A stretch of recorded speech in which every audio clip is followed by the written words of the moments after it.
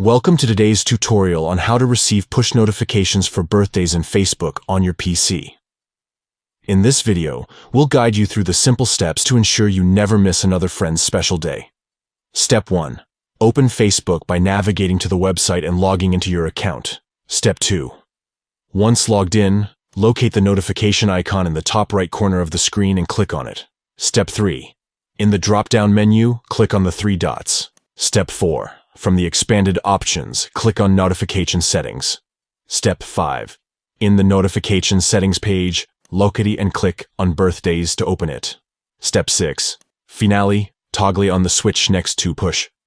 Also, ensure you toggle on the switch next to Allow Notifications on Facebook. Under these are notifications about your friends' birthdays first.